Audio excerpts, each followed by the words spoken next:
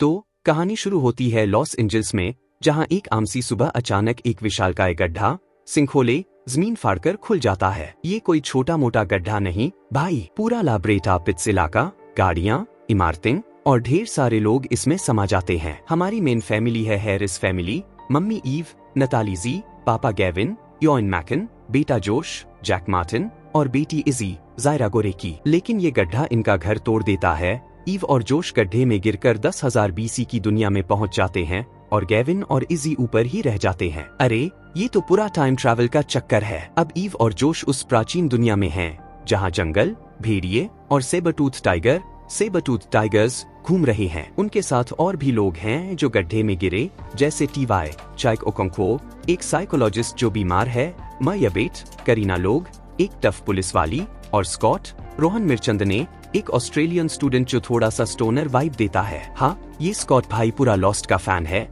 बोलता है ये तो बिल्कुल लॉस्ट का एपिसोड लग रहा है। सबको समझ नहीं आता कि वो कहाँ है, लेकिन वो एक कैंप बनाते हैं और सरवाइव करने की कोशिश शुरू करते हैं। ईव को अपने बेटे जोश को बचाने की टेंशन है, जो जंगल में इधर उधर भटक रहा है। इधर खाने की कमी हो जाती है तो ईव और टीवाई जंगल में शिकार करने जाते हैं। लेकिन भाई ये कोई पिकनिक नहीं, वहाँ भेड़िए और टाइगर पीछे पड़ जाते हैं। अरे इतना ड्रामा तो बॉलीवुड में भी नहीं होता। ऊपर लॉस एंजल्स में गैविन और इजी को पता चलता है कि ये गड्ढा कोई नॉर्मल हादसा नहीं। गैविन को अजीब अजीब विजन्स आते हैं, जिसमें वो ईव और जोश को 10,000 BC में देखता है। हाँ, ये भाई थोड़ा सा साइकिक टाइप का है। वो एक साइंटिस्ट की मदद लेता है और पता चलता है कि ये गड्ढा एक टाइम पोर्टल है। गैविन को लगता है कि उसका पास्ट, वो पहले मिलिट्री पायलट था और ये विजन्स उसकी फैमिली को बचाने की चाबी है। लेकिन सरकार वाले इस मिशन को रोक देते हैं क्योंकि उनके अपने सीक्रेट्स हैं। अरे ये तो पूरा कॉन्स्पिरेसी का एंगल है। 10,000 BC में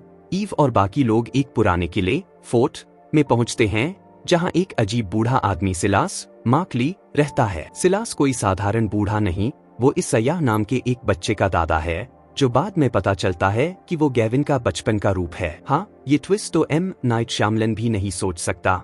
सिलास और उसकी गैंग के पास टाइम पोर्टल्स के बारे में सीक्रेट्स हैं, लेकिन वो बताने के मूड में नहीं। इधर एक प्लेन क्रैश होता है 10,000 BC में और उसका पायलट लेवी निकोलस गोंजालेस निकलता है, जो गैविन का पुराना दोस्त है। लेकिन ड्रामा यही नहीं रुकता।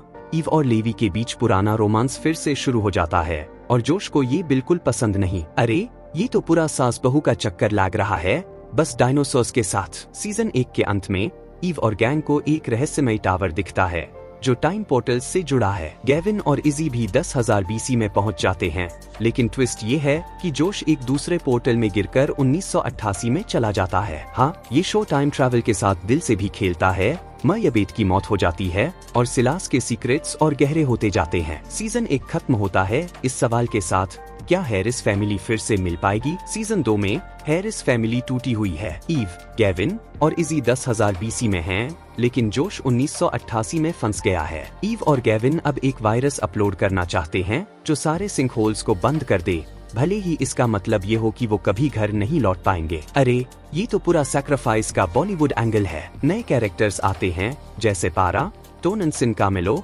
एक लोकल ट्राइब की लीडर, और तामिट मार्टिन सेंसमिया, उसका एक्स हस्बैंड जो विलेन बन जाता है। एक नया ग्रुप एग्जाइल्स जंगल में तबाही मचाता है। स्कॉट को एक पुरानी किताब मिलती है जिसमें टाइम पोर्टल्स के सीक्रेट्स हैं। लेकिन सबसे बड़ा ट्विस्ट, गैविन का बेटा इसैया जो 10,000 BC में है, वो टाइम पोर्टल से भेजा जाता है और बड़ा होकर गैविन बन जाता है। माइंड ब्लोन ना? सीजन 3 में गैंग को पता चलता है कि टाइम पोर्टल्स को बनाने वाली एक साइंटिस्ट कीरा एमिली वाइसमैन है, जो 10,000 BC को डिस्ट्रॉय करना चाहती है। ईव और गैविन टीवाई को बचाने के लिए लेजारस बिल्डिंग में घुसते हैं, जहां सारे सीक्रेट्स छुपे हैं। एक और सिंखोले खुलता है और गैविन, इजी और एक नया कैरेक्टर डॉक्टर नाथन जोश मैकेंजी सिएटल में रेस्क्यू मिशन शुरू करते हैं। आखिरी ट्विस्ट में ईव एक बच्चे को टाइम पोर्टल से भेजती है ताकि उसकी फैमिली बच जाए। जोश और राइली वेरोनिका सेंट क्लेयर 1988 में अपनी लाइफ बनाते हैं, लेकिन 10,000 BC में ईव और गैविन का फ्यूचर अनसर्टेन रहता है। सीरीज खत्म होती है